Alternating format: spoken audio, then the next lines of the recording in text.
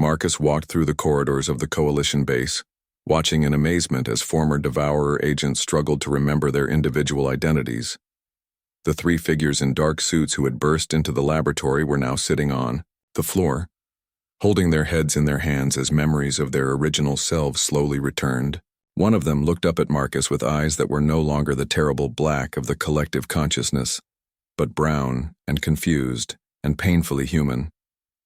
"My name is David," he said uncertainly. "I think my name is David Williams. I was a professor at the university. How long have I been gone?" Marcus knelt down beside him, placing a gentle hand on the man's shoulder. "Professor Williams from the biology department?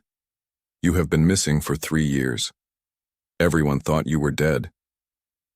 3 years, Professor Williams repeated, tears streaming down his face. "I remember teaching classes, grading papers, and then nothing but darkness and voices that were not my own." Throughout the base, similar scenes were playing out as dozens of infected humans began to wake up from their mental imprisonment. Some had been missing for months, others for years. All of them were struggling to understand what had happened to them and how much time they had lost. "The liberation signal is spreading faster than we anticipated," Dr. Kim reported, her technology enhanced body allowing her to monitor communications from across the galaxy simultaneously. "We are receiving messages from over 2,000 star systems. Entire worlds are reporting that their devourer-controlled populations are awakening." Zara stood beside Marcus, her crystalline skin patterns pulsing with gentle light as she translated incoming messages from alien species he had never heard of.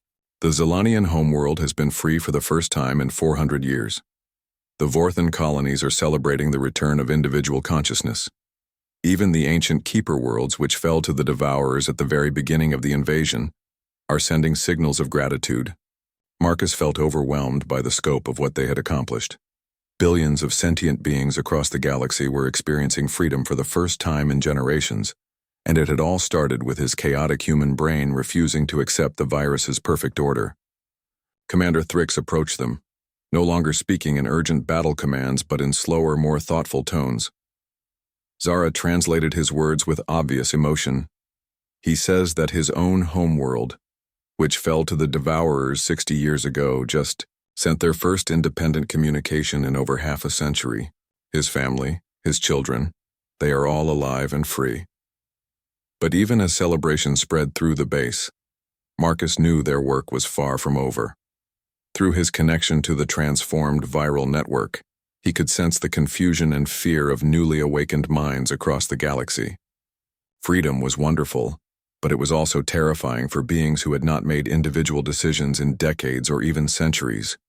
"We need to help them," Marcus said, turning to address the growing crowd of Coalition members and freed humans who had gathered around him. "All these minds that are waking up, they do not remember how to be individuals. They do not know how to think for themselves anymore." Dr. Kim nodded thoughtfully. "The virus did more than just control them. It actually suppressed the neural pathways responsible for independent thought. Those pathways will need to be strengthened gradually, like muscles that have not been used in years." "How do we help billions of beings across the galaxy learn to be individuals again?" Zara asked. Marcus closed his eyes and reached out through the transformed network that still connected him to minds across the cosmos. He could feel their confusion, their fear, but also their desperate hope for something better than the empty obedience they had known for so long. "We teach them the same way humans learn," Marcus said with growing conviction. "Through stories, through art, through the beautiful chaos of making mistakes and learning from them." Over the following hours, Marcus worked with Dr. Kim and the Coalition's communication specialists to develop a new kind of signal. Instead of the rigid, controlling messages the Devourer Collective had used, they created transmissions filled with human concepts that had no logical structure but incredible emotional power. They sent stories of individuals overcoming impossible odds, poems that celebrated the beauty of confusion and uncertainty, music that expressed emotions too complex to be easily categorized. They shared the concept of dreams, of hope, of the strange human ability to love something even when it made no logical sense to do so. The response from across the galaxy was immediate and profound. Newly freed beings began experimenting with individual creativity for the first time in their lives. They wrote their own stories, composed their own music, made their own art. Most of it was clumsy and imperfect, but that imperfection was exactly what made it beautiful and human. "Look at this," Dr. Kim said excitedly, showing Marcus a communication they had received from a former devourer world in the Andromeda sector. "They sent us a painting created by a being who had been enslaved for 200 years. It is abstract, chaotic, completely illogical, and absolutely magnificent." Marcus smiled as he looked at the swirling colors and impossible shapes that somehow conveyed emotions he could not name but definitely felt. They are learning to be beautifully imperfect. As days turned into weeks, reports continued to flow in from across the galaxy. Former devourer worlds were not just surviving their newfound freedom, they were thriving in ways that defied all logical predictions. Art, music, literature, and scientific discoveries were flourishing as billions of minds rediscovered the joy of thinking independently. Some of the most surprising news came from the former devourer fleet itself. The massive ships that had been converging on Earth suddenly changed course and began assisting in relief efforts on worlds they had previously conquered. Their crews, now free to make their own choices, chose to help repair the damage they had caused while under collective control. "The former fleet commander wants to speak with you personally," Zara told Marcus one morning as they stood in the observation deck of what had once been the Coalition's secret base and was now becoming Earth's first official embassy to the galactic community. Marcus nodded, still amazed by how much his life had changed in just a few weeks. The shy graduate student who had worried about thesis deadlines was now serving as Earth's unofficial ambassador to dozens of alien civilizations. The communication screen activated, showing a being that looked vaguely reptilian but with kind, intelligent eyes that Marcus recognized as newly awakened from collective control. "I am former Fleet Commander Crozon," the being said through the translation system. "For 300 years I commanded ships that destroyed entire civilizations in service to the collective consciousness. Now that I am free to think and feel again, I carry the weight of those actions every day." Marcus could hear the pain and guilt in the commander's voice. "Commander, what you did while under the virus's control was not your choice. You are not responsible for actions you took while your mind was enslaved." "Perhaps," Commander Crozon replied, "but I am responsible for my choices now that I am free. I wanted to thank you, human Marcus, not just for freeing my mind, but for teaching my people that freedom means the right to choose redemption over revenge, hope over despair." 6 months. Later, Marcus stood on the observation platform of the newly constructed Galactic Freedom Center, watching as ships from hundreds of worlds arrived for the first Interspecies Council of Free Minds. Earth had become the unofficial capital of the reborn galactic community, not through conquest or superior technology, but through the simple human gift of showing others how to embrace chaos and find beauty in imperfection. Zara joined him at the viewing window, her crystalline skin patterns now showing colors Marcus had learned to associate with contentment and peace. "Do you ever regret how your quiet life as a graduate student turned into all this?" she asked. Marcus smiled as he watched alien children from dozens of species playing together in the center's gardens, their laughter creating a beautiful cacophony that would have driven the old devourer collective to distraction. "Every day brings new challenges I never expected," Marcus replied. "Every decision I make affects billions of beings across the galaxy. I make mistakes constantly, and sometimes I have no idea what I am doing."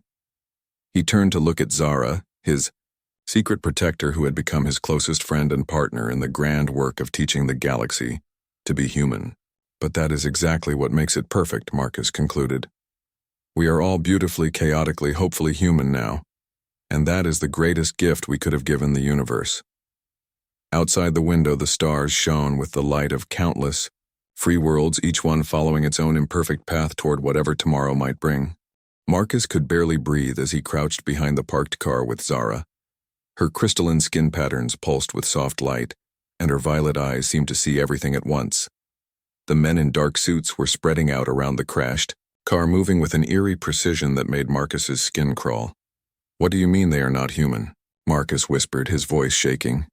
Zara touched the glowing pendant at her throat, and suddenly Marcus could hear what the suited men were saying, even though they were 50 feet away.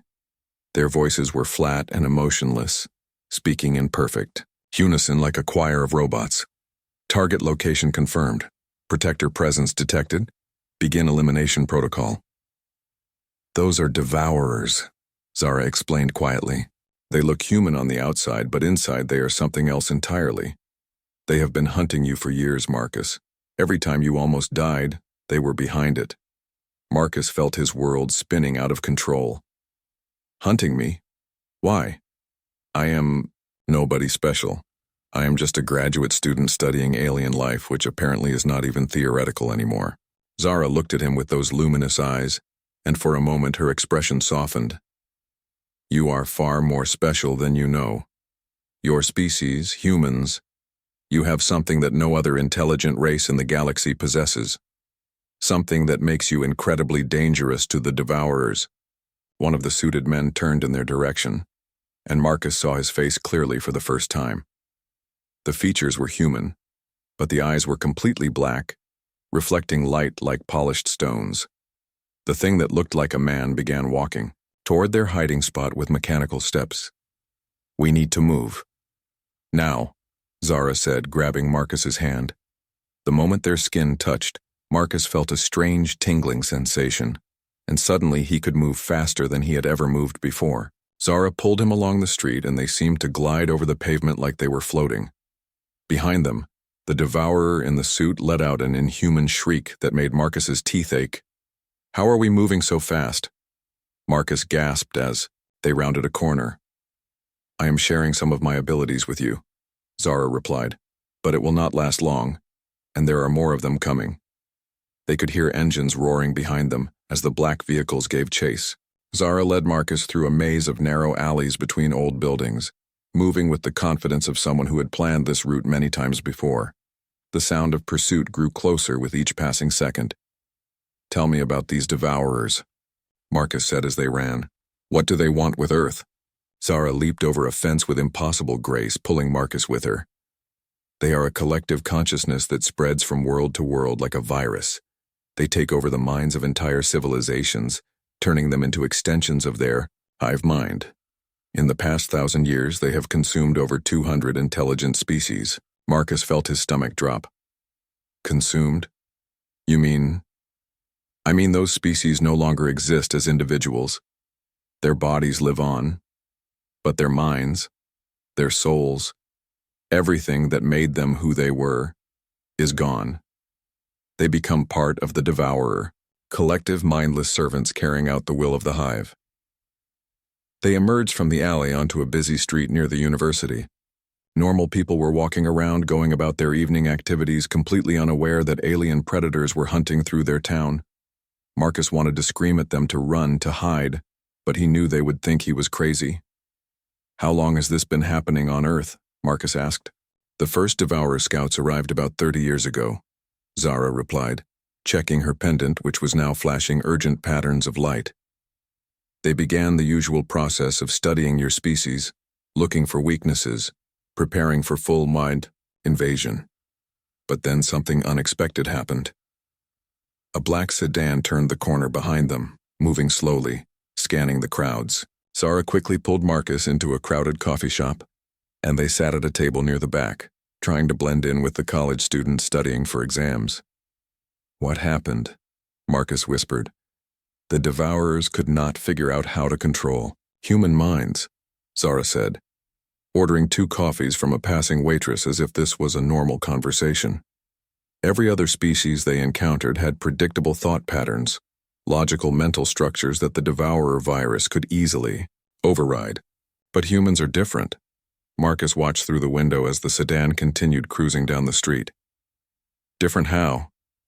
Human consciousness is chaotic in the most beautiful way, Zara explained, her eyes lighting up with something like admiration. Your thoughts jump from idea to idea in patterns that make no logical sense. You feel multiple emotions at the same time. You make decisions based on intuition, hope, fear, love, things that cannot be calculated or predicted. The Devourer virus cannot process that kind of mental chaos. So we are naturally immune? Not exactly immune, but highly resistant. The few humans they managed to infect either died fighting the process or broke free within days. It was unprecedented, so the Devourers changed their strategy. The coffee shop door chimed, and two people in business suits entered. They looked normal at first glance, but Marcus noticed they moved in the same mechanical way as the others. Their black eyes swept the room methodically. They decided to eliminate humans entirely rather than try to control them. Zara continued quietly, not looking toward the door. If they cannot have your minds, they will destroy your bodies and move on to more compliant species. Marcus felt a cold dread settling in his chest. But you said I was special. Why me specifically? Because you are not just resistant to their control, Marcus. Your brain patterns are so chaotic, so uniquely human, that they could be used to develop a weapon against the Devourers, a way to free the minds they have already captured. The suited figures were getting closer to their table, pretending to look at the menu board on the wall. Marcus could see their reflection in the window, and their movements were becoming more focused, more predatory. The Galactic Coalition has been secretly studying humans for decades, Zara whispered. We identified several individuals with the strongest neural resistance patterns. Scientists, artists, people whose minds work in especially creative and unpredictable ways. You were one of them. Were? Marcus caught the past tense. Zara's expression grew grim. The others have been eliminated over the past 2 years. Car accidents, sudden illnesses, random violence. Each death looked perfectly natural, but we knew the truth. The Devourers were systematically removing the humans who could pose a threat to them. One of the suited figures was now standing directly behind Marcus's chair. In the window reflection, Marcus could see the thing's black eyes staring down at the back of his head. You are the last one, Marcus, Zara said, her hand moving to her pendant. The last human with the neural pattern we need to save not just your world, but every world the Devourers have conquered. The creature behind Marcus reached out with one pale hand toward his shoulder. But before it could make contact, Zara spun around and grabbed its wrist. There was a flash of brilliant blue light, and the creature let out that same inhuman shriek. Every person in the coffee shop turned to stare as the thing that looked like a businessman began convulsing violently. Run, Zara commanded, and this time Marcus did not hesitate. They burst out of the coffee shop just as more black vehicles appeared at both ends of the street. Marcus counted at least 12 of them, effectively surrounding the entire block. Through their windows he could see dozens of those emotionless faces with their terrible black eyes. How many of them are there? Marcus gasped. Too many, Zara replied, her pendant now glowing so brightly it hurt to look at directly. And Marcus, I need to tell you something else. Something that changes everything. She pulled out what looked like a smartphone, but its screen showed star charts and alien text that shifted and moved like living things. An urgent message was flashing red across the display. What is it? Marcus asked, though he was afraid to hear the answer. Zara looked at him with an expression of fear and determination. The main Devourer fleet has just entered your solar system. They were not supposed to arrive for another 3 months, but they have accelerated their timeline. Marcus felt the blood drain from his face. What does that mean? It means the invasion of Earth begins in 72 hours, Zara said grimly, and you and I are the only ones who can stop it. Around them, the circle of black vehicles was closing in, and Marcus could hear more of those inhuman shrieks echoing through the night air. Marcus felt the ground beneath his feet shake as Zara pressed something on her pendant. Suddenly, a section of the sidewalk began to slide away, revealing a hidden staircase that led deep underground. Emergency lights flickered to life along the walls, casting an eerie glow on smooth metal surfaces that definitely did not belong to any human construction. What is this place? Marcus asked as they hurried down the stairs. Behind them, he could hear the Devourers breaking into the coffee shop, their inhuman shrieks growing louder and more aggressive. Welcome to Coalition Base 7, Zara replied, sealing the entrance behind them with a touch of her hand. We have been operating beneath your university for the past 15 years.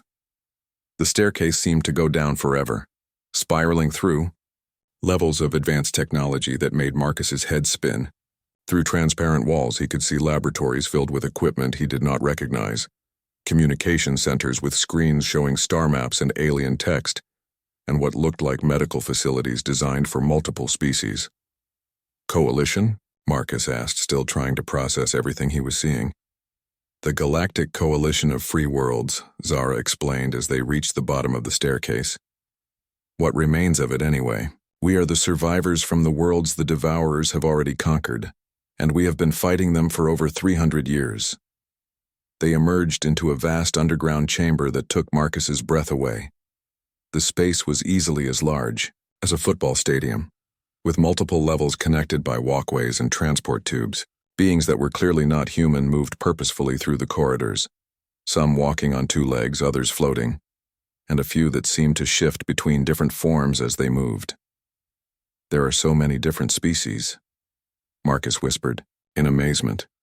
These are refugees from 47 different worlds, Zara said sadly.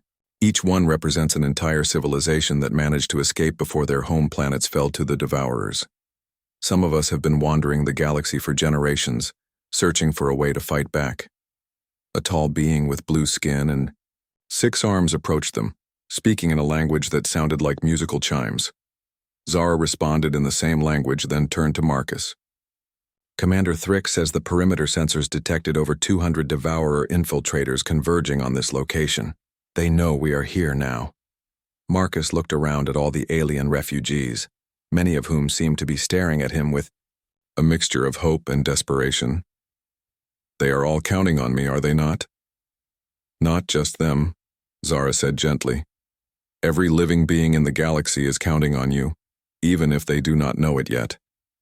They walked through the busy corridors, past workshops where beings with multiple tentacles worked on advanced weapons, past nurseries where alien children played games that involved floating colored lights, past memorial walls covered with symbols and pictures that Marcus realized represented entire dead civilizations.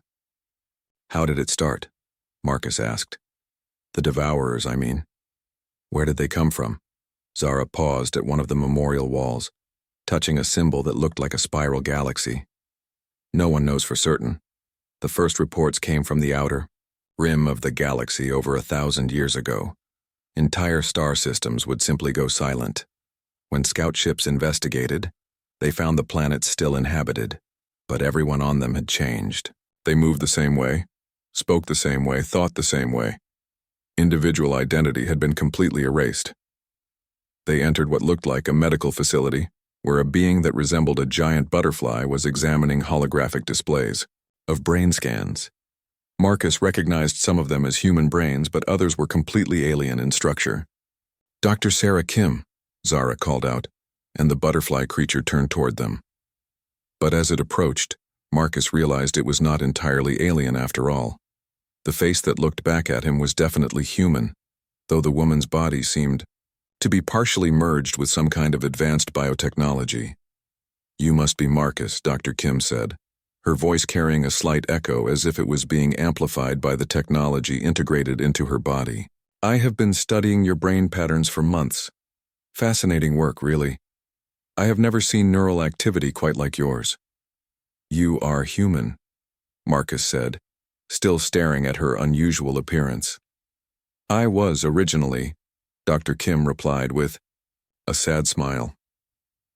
I was a neuroscientist at Stanford before the Coalition recruited me 12 years ago. This body modification was necessary to interface directly with alien technology and study the Devourer virus more effectively. She led them to a wall covered with brain scan displays pointing to various patterns of neural activity. Look at this, Marcus. These are brain scans from members of 17 different species, all taken at the moment of Devourer infection. Marcus studied the displays, noticing that most of them showed very organized, almost geometric patterns of brain activity. They all look so structured, so predictable. Exactly, Dr. Kim said excitedly. Most intelligent species develop logical, efficient thought patterns. It is how they build advanced civilizations and complex technologies. but it also makes them vulnerable to the devourer virus, which works by imposing an even more efficient pattern over existing neural networks. She touched another control, and a new set of brain scans appeared. These were clearly human brains, but the patterns of activity looked completely different. They swirled and danced in chaotic spirals, with sudden bursts of activity in unexpected areas. Human brains are beautiful disasters, Dr. Kim continued. You think with your emotions, you make decisions based on incomplete information. You change your minds for no logical reason. Your neural activity looks like abstract art compared to other species. Marcus found himself oddly proud of his species' mental chaos. And that protects us from the devourers? More than protects, Zara interjected. It gives you the ability to fight back. Show him the test results, Sarah.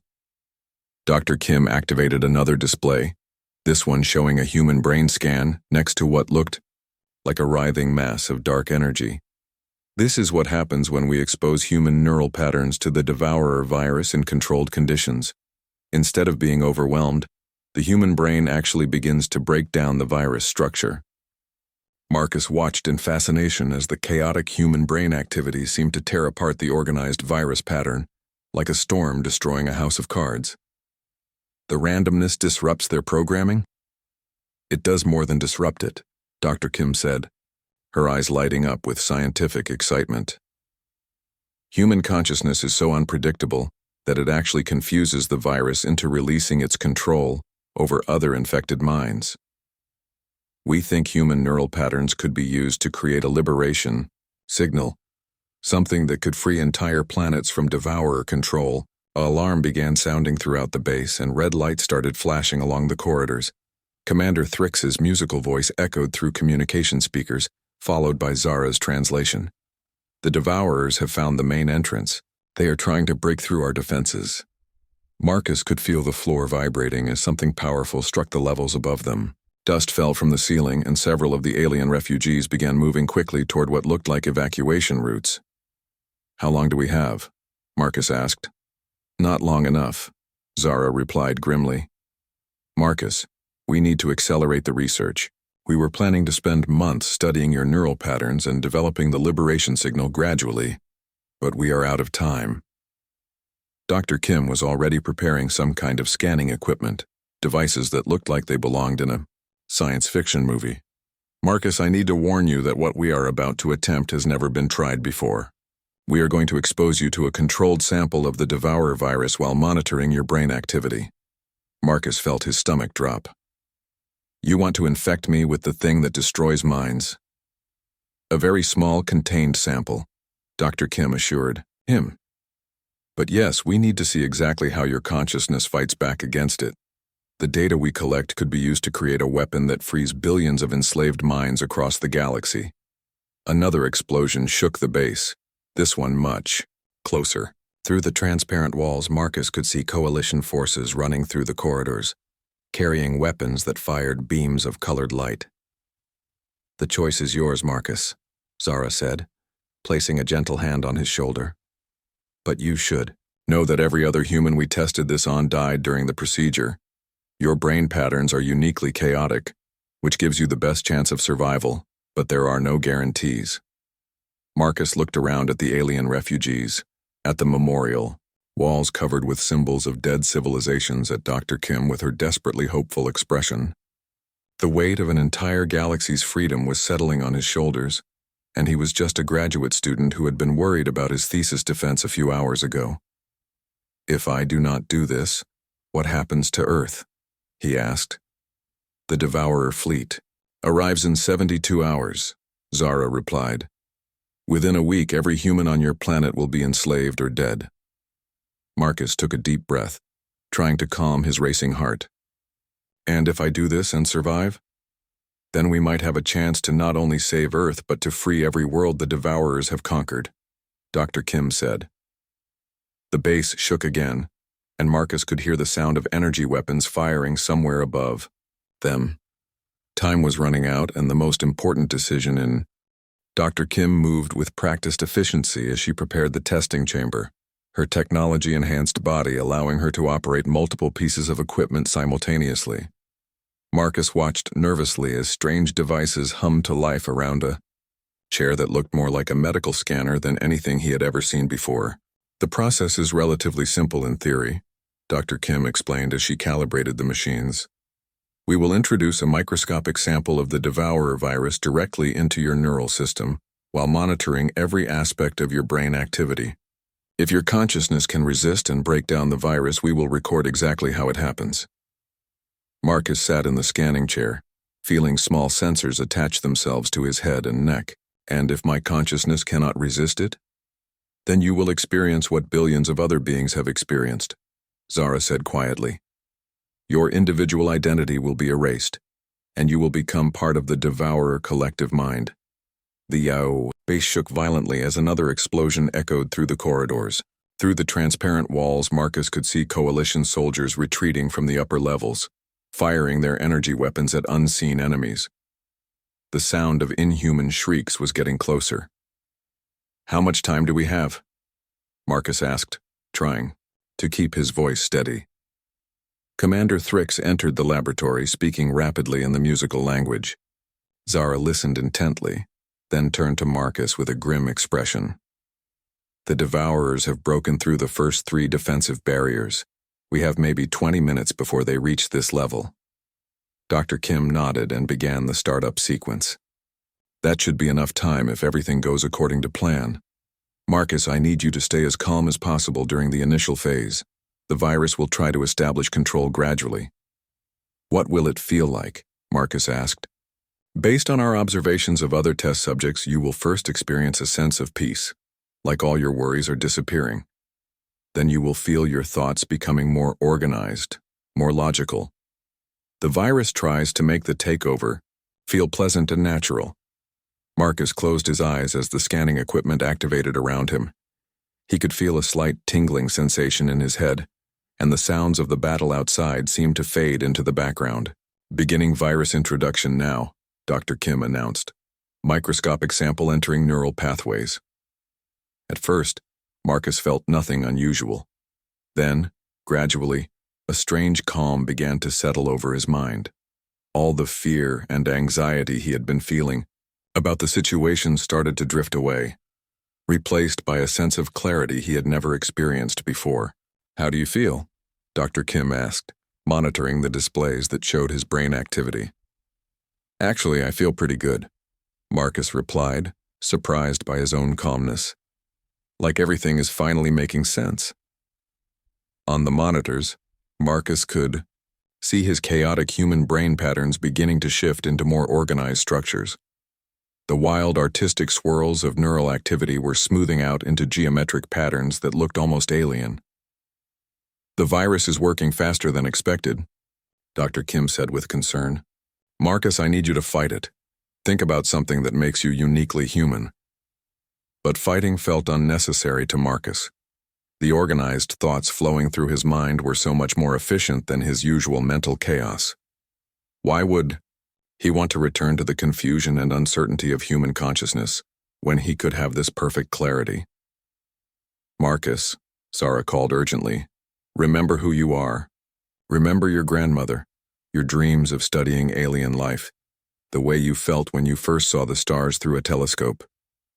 Marcus tried to focus on those memories, but they seemed distant and unimportant compared to the logical beauty of his newly organized thoughts. He could sense something vast and ancient touching the edges of his consciousness, a collective intelligence that spanned across countless worlds and countless minds. The Devourer Collective was welcoming him, showing him visions of perfect civilizations, where every individual worked in harmony toward common goals. There was no conflict, no suffering, no uncertainty. Every being knew exactly what their role was, and performed it without question or doubt. His neural patterns are becoming completely structured, Dr. Kim reported with growing alarm. This is not what happened with the other test subjects. They either died fighting the virus or succumbed completely. Marcus seems to be accepting the infection willingly. But deep inside his increasingly organized mind, Marcus felt a small spark of something the virus could not understand or categorize. It was not logic or reason or any kind of structured thought. It was pure, chaotic humanity. The spark whispered to him about the beauty of making mistakes, the joy of unexpected discoveries, the strength that came from feeling multiple contradictory emotions at the same time. It reminded him of lazy Sunday mornings, the taste of his grandmother's homemade cookies, the excitement of not knowing what tomorrow would bring. "I can see it," Marcus said suddenly, his voice filled with wonder. "I can see how the virus works, but I can also see how to break it." On the monitors, his brain patterns began to shift again, but not back to their original chaotic state. Instead, they seemed to be creating something entirely new, a hybrid pattern that combined human unpredictability with the virus's organizational structure. "What is happening?" Zara asked, staring at the readings in amazement. "The virus is designed to impose perfect order on chaotic minds," Marcus explained, still connected to both his human consciousness and the alien infection. "But human chaos is not random. It has its own kind of pattern, its own kind of logic. The virus cannot understand it, so it cannot fully control it." Marcus could feel the devourer collective consciousness recoiling in confusion as his hybrid thoughts began to spread through the viral network. The collective mind, which had operated on perfect efficiency for thousands of years, suddenly encountered something it could not process or predict. "I am not fighting the virus," Marcus continued, his understanding growing clearer by the second. "I am teaching it to be human." The explosion of sound and light from the neural scanning equipment was unlike anything Dr. Kim had ever recorded. Marcus's brain activity spiked to levels that should have been impossible, creating patterns that seemed to dance between order and chaos. "The virus is fragmenting," Dr. Kim reported excitedly. "But not just breaking down. It is changing, evolving, becoming something completely different." Through the collective network, Marcus could sense the confusion spreading to other infected minds across the galaxy. Beings who had been enslaved for decades suddenly found themselves remembering what it felt like to have individual thoughts, personal desires, chaotic human-like emotions. "I can feel them," Marcus whispered. "Millions of minds starting to wake up. The virus is not just being destroyed. It is being transformed into something that frees instead of enslaves." The laboratory door burst open, and 3 figures in dark suits entered with inhuman speed. But as they approached Marcus, their mechanical movements began to falter. The perfect coordination that marked them as devourers started to break down, replaced by confused, uncertain gestures. One of them spoke, but instead of the flat, emotionless voice Marcus had heard before, there was confusion and fear in the words. "What is happening to us? I can remember my name." Zara stepped forward cautiously. "The liberation signal is working. The infected are breaking free from collective control." Through the base's communication system, reports began flooding in from coalition forces throughout the galaxy. Devourer ships were suddenly changing course, their crew members awakening from centuries of mental slavery. Entire planets were sending confused but hopeful messages as their populations remembered what it meant to think for themselves. "We did it," Dr. Kim said in amazement, staring at the readings from Marcus's brain. "We actually did it." But Marcus was not finished. As he sat in the scanning chair, he realized that the signal they had created was only the beginning. His transformed neural patterns were still spreading through the viral network, reaching every infected mind in the galaxy. "This is just the start," Marcus said, opening his eyes and looking at Zara with a new understanding of his purpose. "Now we need to make sure every being in the galaxy has a chance to choose freedom over control." Outside the laboratory, the sounds of battle were changing. Instead of inhuman shrieks and mechanical precision, Marcus could hear voices calling out in confusion, fear, and growing hope. The Devourer collective was collapsing, but billions of newly freed minds needed guidance to find their way back to individual consciousness. "The real work begins now," Marcus said as he stood up from the scanning chair. "We need to teach the galaxy how to be human." Marcus Chen adjusted his backpack and stepped off the university shuttle, breathing in the crisp evening air of the small college town. The same routine he had followed for 3 years now, yet something always felt different about his walks home. Not bad, different, just strange. Like someone was always watching him from the shadows. He pulled his jacket tighter as he walked down the familiar tree-lined street toward his apartment. The streetlights cast long shadows between the old oak trees that the university was so proud of. Marcus had always been observant, maybe too observant for his own good. His professor said it made him excellent at xenobiology research, but sometimes he wondered if noticing every small detail was more of a curse than a gift. Tonight felt particularly odd. The same woman had been sitting on the bench outside the library when he left, the same woman he had seen at the coffee shop that morning, and somehow the same woman who had been walking behind him on campus yesterday. She was tall, probably, in her late 20s with dark hair and the most unusual violet eyes he had ever seen. Beautiful in an almost otherworldly way, but there was something about her that made Marcus feel both protected and nervous at the same time. As he turned the corner onto his street, Marcus reflected on the strange series of events that had shaped his life over the past few years. There was that morning in his sophomore year when he had suddenly felt violently ill and stayed home from his morning biology lecture. Later that day, he learned that a gunman had entered that exact lecture hall. 37 students were injured, and his professor, Dr. Martinez, had died trying to protect his students. Marcus had spent weeks wondering why he had been spared. Then there was the train incident last summer. He had been running late for an internship interview in the city, rushing to catch the 8:15 morning train. But just as he reached the platform, a woman with violet eyes had accidentally bumped into him, spilling her coffee all over his shirt. By the time he had cleaned up and caught the next train an hour later, he learned that the 8:15 had derailed just outside the city. 12 people died, and dozens more were seriously injured. Marcus shook his head, trying to dismiss these thoughts, as he always did. Coincidences happen to everyone, right? He was just lucky, nothing more. His grandmother used to say he had a guardian angel watching over him, but Marcus was a scientist. He believed in data, research, and logical explanations. But tonight, as he walked down the empty street, that feeling of being watched was stronger than ever. He could hear footsteps behind him, matching his pace exactly. When he slowed down, they slowed down. When he sped up, they sped up. His heart started beating faster as he approached the intersection near his apartment building.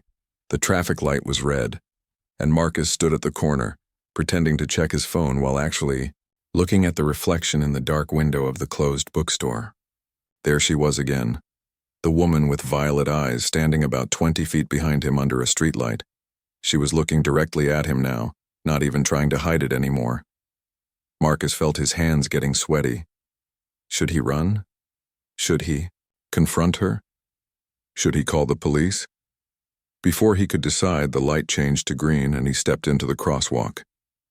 He was halfway across the street when he heard the roar of an engine approaching fast, too fast. A black sedan came speeding around the corner, running the red light at dangerous speed, heading straight for Marcus. Time seemed to slow down as he realized he was not going to make it to the other side. His feet felt like they were moving through thick mud, and the car was only seconds away from hitting him. But then something impossible happened. The speeding car suddenly swerved hard to the right, its tires screaming against the asphalt as if the driver had jerked the steering wheel with incredible force. The car missed Marcus by inches, so close that he could feel the wind from it ruffle his hair. It crashed into a fire hydrant with a thunderous bang, sending water shooting high into the air. Marcus stood frozen in the middle of the intersection, his heart pounding so hard he could hear it in his ears.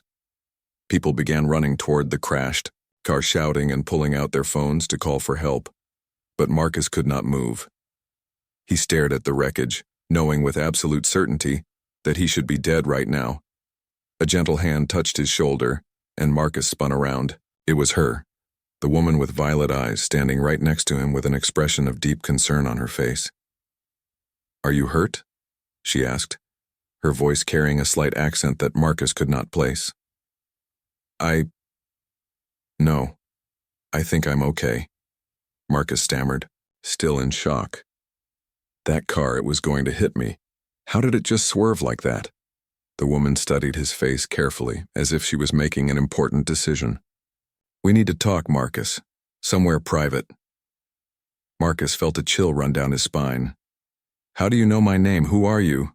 Why have you been following me? The woman looked around at the growing crowd of people surrounding the crashed car, then back at Marcus. My name is Zara, and I have been protecting you for much longer than you realize. That car did not swerve on its own, Marcus. I made it swerve. What are you talking about? That is impossible. Zara reached into her jacket and pulled out what looked like a piece of jewelry, a silver pendant shaped like an intricate geometric pattern. But as Marcus watched in amazement, the pendant began to glow with a soft blue light, and the geometric pattern started to shift and change like a living thing. I am not from Earth, Marcus, Zara said quietly.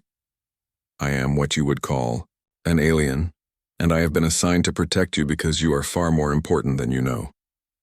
Every accident you have avoided, every close call you have survived, every moment of luck you have experienced, none of it was coincidence. It was me, keeping you safe. Marcus stared at the glowing pendant, his scientific mind trying to process what he was seeing while his instincts told him to run. This is crazy. Aliens do not exist. This is some kind of trick. Zara looked sad, almost disappointed. I wish it were a trick, Marcus. Your life would be so much simpler if it were. But the truth is that your world is in danger, and you may be the only person who can help save it. Before Marcus could respond, Zara suddenly grabbed his arm and pulled him behind a parked car. Get down, she whispered urgently. Marcus crouched next to her, confused and frightened. What is happening? 3 black vehicles with tinted windows came speeding down the street, moving in perfect formation. They stopped near the crashed car, and men in dark suits got out. But there was something wrong with the way they moved, too coordinated, too mechanical. They found us, Zara whispered, her violet eyes now glowing faintly in the darkness. Marcus, I need you to trust me completely, right now. Our lives depend on it. As she spoke, Zara's appearance began to change. Her skin took on a subtle crystalline quality, with faint patterns of light running beneath the surface like veins of starlight. Her violet eyes became brighter, more luminous, and Marcus realized he was seeing her true form for the first time. What, are you? He whispered in amazement and fear. I am your protector, Zara replied, and those men are not human. They are here to kill you.